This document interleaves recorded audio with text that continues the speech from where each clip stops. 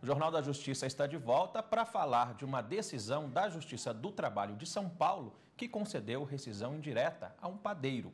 Com isso, o empregado vai receber todas as verbas trabalhistas.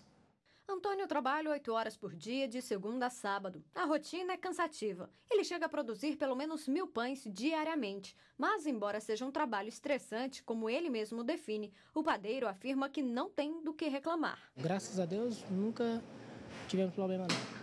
Tudo direitinho, tudo certinho. Quanto a isso... As condições de trabalho de Antônio são bem diferentes da de um padeiro da cidade de Arujá, em São Paulo, que decidiu recorrer à justiça para ter reconhecido o pedido de rescisão indireta, que é quando o trabalhador pede o fim do contrato de trabalho, mas tem garantido o direito às verbas rescisórias. O homem já não aguentava mais a jornada cansativa, sem intervalos ou folgas semanais. Ele ainda tinha que trabalhar trancado no estabelecimento durante a noite. A panificadora foi condenada em primeira instância, mas recorreu ao TRT de São Paulo sem sucesso.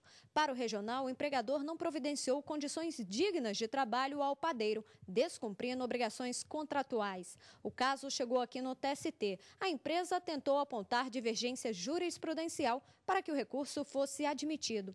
Mas para a 7ª turma, isso não ficou comprovado. O padeiro conseguiu a rescisão indireta e agora vai receber as verbas trabalhistas. Bom, e a gente continua falando mais sobre esse assunto aqui no Jornal da Justiça, que recebe a advogada, a doutora Raquel Higger, especialista em Direito do Trabalho. Doutora, boa tarde, obrigado pela participação aqui com a gente.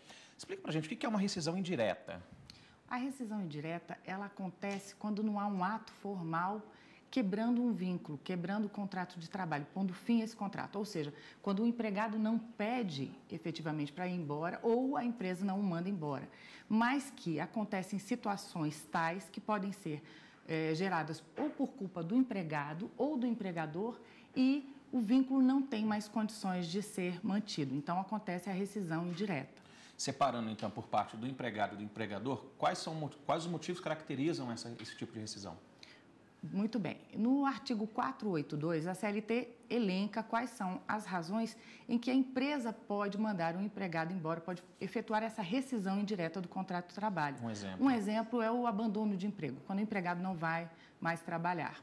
E no 483, o artigo seguinte, estão ali as razões nas quais o empregado pode considerar que o seu vínculo está rompido por atitudes do empregador. Então, aí acontecem, efetivamente, essas questões como no caso que foi mostrado anteriormente. Exigências de trabalho acima da capacidade, não cumprimento da legislação, várias outras situações ali que ocorreram, de fato, e que afrontaram, inclusive, dignidade da pessoa humana e valores sociais do próprio trabalho. Doutora Raquel, a rescisão indireta é um tipo de justa causa? De demissão por justa causa? Ela é considerada como justa causa, porque a partir de então a empresa fica obrigada a pagar uma indenização equivalente ao empregado, prevista no artigo 477, seria o aviso prévio, aí fica ao encargo da empresa pagar. E os direitos trabalhistas também? Todos. Sem nenhuma distinção? Exatamente.